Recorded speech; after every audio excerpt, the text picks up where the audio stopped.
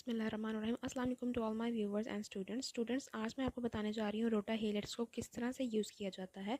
रोटा हेलर्स वो होते हैं जो कि ये मतलब जैसा कि मशीन आपको नज़र आ रही है, रिवोलाइज़र इस कंपनी ने इसको नाम दिया है। इस मशीन को रोटा हेलर्स कहते हैं। जो रोटा कैप्सूल जैसे कॉम्बे वायर, टायो वायर जैसे कैप्सूल्स को जो है वो यूज़ किया जाता है।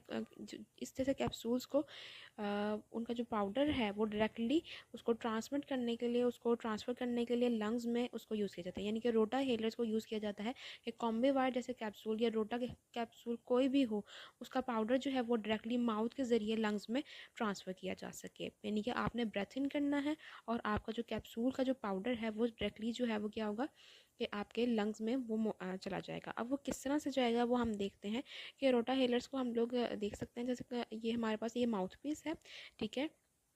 अब यहाँ पर जैसे कॉम्बी वायर में तो आप ये देख रहे हैं ना कि ब्यूटेसोनाइड और फॉर्मेटिरोल है। ये दो, एक स्टेरॉयड है और दूसरा क्या है, बीटा एगोनिस्ट है।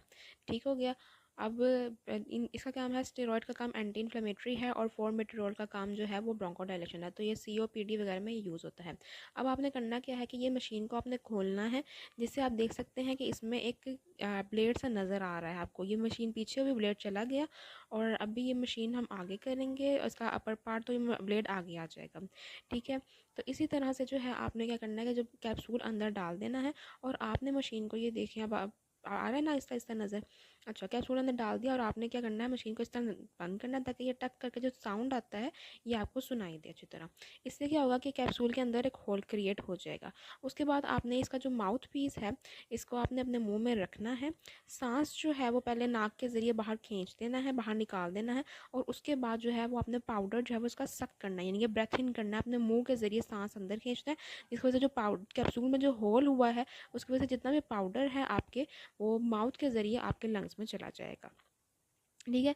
तो इस तरह से क्या होगा कि वो अपना लोकल एक्शन प्रोवाइड करेगा, आपकी ब्रोंकोडायलेशन भी कॉज करेगा और दूसरा क्या होगा कि आपका जो है वो जो इन्फ्लेमेशन होती है उसमें वो भी ख़त्म हो जाएगी। ठीक है। तो उसके बाद हम चलते हैं आगे। मैं आपको लीफलेट के ज़रिए या डायग्रामेटिकली मैं आपको समझाती हूँ कि किस तरह से होता है।